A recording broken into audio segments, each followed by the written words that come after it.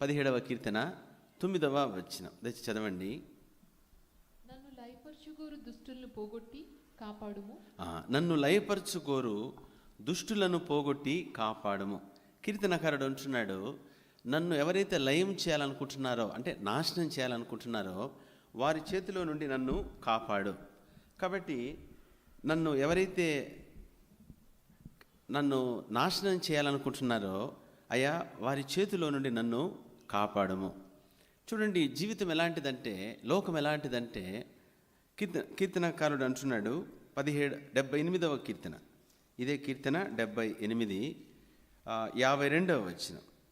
78వ కీర్తన 58వ వచనం దయచేసి చదవండి. అయితే గొర్రెల వలె ఆయన తన ప్రజలను తోడుకొని పోయెను, ఒకడు మందను నడిపించినట్లు అరణ్యంలో ఆయన వారిని నడిపించెను. చాలండి, అరణ్యంలో వారిని నడిపించెను. అరణ్యములో. కాబట్టి జీవితం ఎలాంటిదంటే ఇది ఒక అరణ్యంలో ప్రయాణం. కాబట్టి మనం అరణ్యములో నడవడం అంటే ఖచ్చితంగా అది ఇబ్బందికరమైన నడక. కాబట్టి చాలామంది నేను ఇట్లా అనుకోలేదన్నా, ఇట్లా జరిగింది, తర్వాత నేను మోసపోయాను, నేను నమ్మి నష్టపోయాను, నన్ను మోసం చేశారు, నన్ను ముంచేశారు అని చెప్పేవాళ్ళు కోకొల్లలు. ఎందుకంటే ఈ అరణ్యంలో ఎవరిని నమ్మాలో ఎవరిని నమ్మకూడదో, ఎటువైపు వెళ్ళాలో ఎటువైపు వెళ్ళకూడదో, ఏం చేయాలో ఏం చేయకూడదో చాలా కష్టం. ఎందుకంటే అరణ్యం కాబట్టి. జీవితము అరణ్య ప్రయాణం. కాబట్టి అరణ్య ప్రయాణం ఎలాంటిదంటే మనం ఎవరు నమ్మాలో తెలియదు, ఎవరు ఎలాంటి వాళ్ళో తెలియదు, ఎక్కడికి వెళ్ళాలో తెలియదు, అంటే ఎటు తిరుగుతే ఏమొస్తుందో తెలియదు. ఇట్లా పోతేనే ముళ్ళ కంచె వస్తుంది, అక్కడ పోతే ఇంకో కంచె వస్తుంది, అక్కడ పోతే పూర్తిగా అసలు ఇంకా దారి అర్థం కాకుండా ఇరుక్కుపోతాం. కాబట్టే ఈ జీవితంలో అనేకులు నష్టపోవడానికి, నాశనం అయిపోవడానికి, దెబ్బతినడానికి కారణం. కాబట్టి కీర్తనకారుడు అంటున్నాడు, అరణ్యంలో వారిని నడిపించాడు. అరణ్యంలో.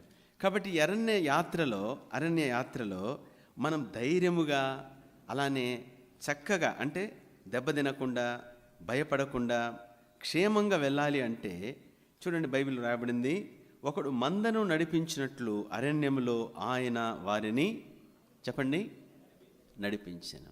కాబట్టి ప్రభుతో మనం నడుస్తే, ప్రభు మనతో ఉంటే, గోతులు తవ్వే వాళ్ళు మన చుట్టూ ఉన్నా సరే, మన చుట్టూ అంత భక్తులు అవసరంలే, మనకందరు ముంచేవారు, తెంచేవారు, మన నాశనం చేసేవారే మన చుట్టూన్నా, మన కారులో ఎక్కించుకొని తిరుగుతున్నా, మనం ఏ చిక్కు లేకుండా వెళ్ళిపోగలుగుతాం. ఇంతకంటే గొప్ప విషయం ఏముందండి?